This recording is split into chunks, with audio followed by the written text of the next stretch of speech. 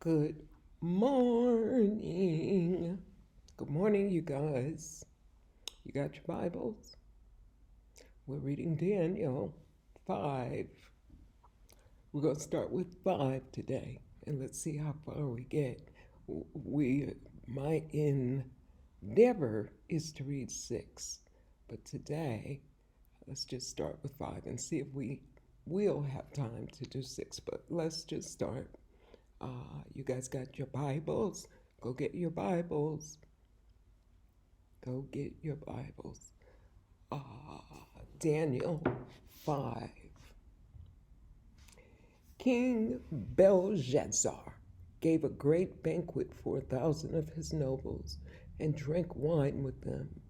While Belshazzar was drinking his wine, he gave orders to bring in the gold and silver goblets that Nebuchadnezzar, his father, had taken from the temple in Jerusalem, so that the king and the nobles, his wives and his concubines, might drink from them. So they brought in the gold goblets that had been taken from the temple of God in Jerusalem, and the king and his nobles, his wives, and his concubines drank from them. As they drank the wine, they praised the gods of gold and silver, of bronze, iron, wood, and stone. Now, Belshazzar is different from Daniel. Belshazzar is King Nebuchadnezzar's son who took over. 5. Suddenly, the fingers of a human hand appeared and wrote on the plaster of the wall near the lampstand in the royal palace. The king watched the hand as it wrote. His face turned pale, and he was so frightened that his legs became weak and his knees were knocking. The king summoned the enchanters, the astrologers, and the diviners. Then he said to these wise men of Babylon, "Whoever reads this writing and tells me what it means will be clothed in purple and have a gold chain placed around his neck, and he will be made the third highest ruler in the kingdom." Then all the king's wise men came in, but they could not read the writing or tell the king what it meant. So King Belshazzar became even more terrified, and his face grew more pale. His nobles were baffled. The queen, hearing the voices of the king and his nobles, came into the banquet hall. "May the king live forever," she said. "Don't be alarmed. Don't look so pale. There is a man in your kingdom who has the spirit of the holy gods in him. In the time of your father, he was found to have insight and intelligence and wisdom like that of the gods. Your father, King Nebuchadnezzar, appointed him chief of the magicians, enchanters, astrologers, and diviners. He did this because Daniel, whom the king called Belshazzar, was found to have a keen mind and knowledge and understanding, and also the ability to interpret dreams, explain riddles, and solve difficult problems. Call for Daniel, and he will tell you what the writing means." So Daniel was brought before the king, and the king said to him, "Are you Daniel, one of the exiles my father the king brought from Judah? I have heard that the spirit of the gods is in you, and that you have insight, intelligence, and outstanding wisdom. The wise men and the enchanters were brought before me to read this writing and tell me what it means, but they could not explain it. Now I have heard that you are able to give interpretations and to solve difficult problems. If you can read this writing and tell me what it means, you will be clothed in purple and have a gold chain placed around your neck, and you will be made the third highest ruler in the kingdom. Then Daniel answered the king, You may keep your gifts for yourself and give your rewards to someone else. Nevertheless, I will read the writing for the king and tell him what it means. Your Majesty, the Most High God gave your father Nebuchadnezzar sovereignty and greatness and glory and splendor. Because of the high position he gave him, all the nations and peoples of every language dreaded and feared him. Those kings wanted to put him to death.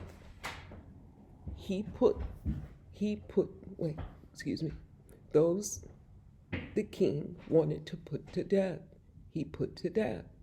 Those he wanted to spare, he spared. Those he wanted to promote, he promoted. And those he wanted to humble, he humbled.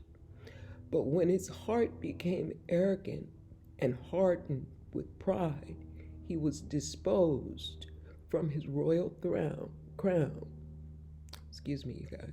He was disposed from his royal throne and stripped of his glory. He was driven away from people and given the mind of an animal. He lived with the wild donkeys and ate grass like the ox, and his body was drenched with the dew of heaven until he acknowledged that the Most High God is sovereign over all kingdoms on earth and sets over them anyone he wishes. But you, Belshazzar, his son, have not humbled yourself, though you knew all this. Instead, you have set yourself up against the Lord of heaven. You had the goblets from his temple brought to you, and your nobles, your wives, and your concubines drank from them. You praised the gods of silver and gold, and bronze, iron, wood, and stone, which cannot be seen, which cannot see or hear or understand. But you did not honor the God who holds in his hand your life and all your ways.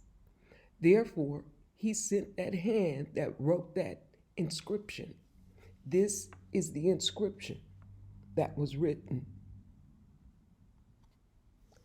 Mene, Tekel, Parsin. Here's what these words mean. Mene, God has numbered the days of your reign and brought it to an end. Tekel, you have weighed on the scales and found wanting. Perez, your kingdom is divided and given to the Medes and Persians. Then, at Belshazzar's command, Daniel was clothed in purple, a gold chain was placed around his neck, and he was proclaimed the third highest ruler in the kingdom. That very night, Belshazzar, king of the Babylonians, was slain, and Darius the Mede took over the kingdom at the age of 62. Chapter 6.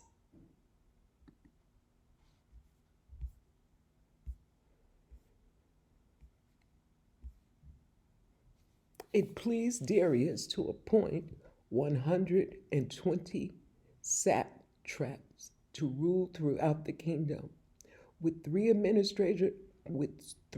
administrators over them, one of whom was Daniel. The satraps were made accountable to them so that the king might not suffer loss. Now Daniel so distinguished himself among the administrators and the satraps by his exceptional qualities that the king planned to set him over. Let me read that again. Now Daniel, this is 3, Now Daniel so distinguished himself among the administrators and the satraps by his exceptional qualities that the king planned to set him over the whole kingdom. At this, the administrators and the satraps tried to find grounds for charges against Daniel in his conduct of government affairs, but they were unable to do so. They could they could find no corruption in him because he was trustworthy and neither corrupt nor negligent. Finally, these men said, "We will never find any basis for charges against this man Daniel unless it has something to do with the law of his God." So these administrators and satraps went as a group to the king and said, "May King Darius live forever." The royal administrators, prefects, satraps, advisors, and governors have all agreed that the king should issue an edict and enforce the decree that anyone who prays to any god or human being during the next 30 days, except you, your majesty, shall be thrown into the lion's den.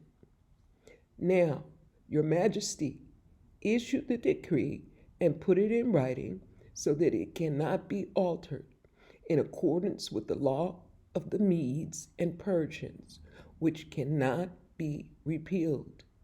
So King Darius put the decree in writing. Now, when Daniel learned that the decree had been published, he went home to his upstairs room where the windows opened towards Jerusalem. 3 times a day, he got down on his knees and prayed, giving thanks to his God, just as he had done before. Then these men went as a group and found Daniel praying and asking God for help. So they went to the king and spoke to him about his royal decree. "Did you not publish a decree that during the next 30 days, anyone who prays to any god or human being except you, your majesty, would be thrown into the lion's den?" The king answered, "The decree stands in accordance with the law of the Medes and Persians, which cannot be repealed." Then they said to the king, "Daniel, who is one of the exiles from Judah, pays no attention to you, your majesty." Ooh, hold on, y'all. Let's read that again. 13. Then they said to the king, "Daniel, who is one of the exiles from Judah, pay no attention to you, your majesty, or the decree you put in writing. He still prays 3 times a day." When the king heard this, he was greatly distressed. He was determined to rescue Daniel and made every effort until sundown to save him. Then the men went as a group to King Darius and said to him, "Remember, your majesty, that according to the law of the Medes and the Persians, no decree or edict that the king issues can be changed." So the king gave the order, and they brought Daniel and threw him into the lion's den. The king said to Daniel, "May your God, whom you serve continually, rescue you." A stone was brought and placed over the mouth of the den, and the king sealed it with his own signet ring and with the rings of his nobles, so that Daniel's situation might not be changed. Then the king returned to his palace and spent the night without eating and without any entertainment being brought to him, and he could not sleep. At the first light of dawn, the king got up and hurried to the lion's den. When he came near the den, he called to Daniel in an anguished voice, "Daniel, servant of the living God, has your God, whom you serve continually, been able to rescue you from the lions?" Daniel answered, "May the king live forever. My God sent his angel, and he shut the mouths of the lions. They have not hurt me, because I was found innocent in his sight. Nor have I ever done any wrong before you, your majesty." The king was overjoyed, and gave orders to lift Daniel out of the den. And when Daniel was lifted from the den, no wound was found on him, because he had trusted in his God. At the king's command, the men who had falsely accused Daniel were brought in and thrown into the lion's den, along with their wives, wow, and their children. And before they reached the floor of the den, the lions overpowered them and crushed all their bones. That's kind of cool. Then King Darius wrote to all the nations and the peoples of every language in all the earth, "May you prosper greatly. I issue a decree that in every part of my kingdom, people must fear and reverence the God of Daniel. For he is the living God. He endures forever. His king will not be destroyed. His dominion will never end. He rescues and he saves. He performs signs and wonders in heavens and on the earth. He has rescued Daniel from the lion's den, from the power of the lions." So Daniel prospered during the reign of Darius and the reign of Cyrus the Persian. Okay, guys, that's 5 and 6. I don't know if any of you read the Apocrypha, but they have an extended version of Daniel called Baal and the Dragon. And maybe we'll read that one day. That's another look on Daniel and how he ended up in the lion's den. I love you guys, and I will see you next Wednesday for chapter 7 and chapter 8. And we'll talk a little bit more about the Apocrypha and about the Holy Scriptures and just a little combo. Okay? All right, you guys, much love, and I'll see you next Wednesday for chapter 7 and 8. Okay, you guys. Don't forget to go take that quiz on the community page. I think I'm going to download another one that's a little bit more complicated. Haha. Because this one is just a fun quiz. Okay, love you guys. See you next week. Bye-bye. Much love.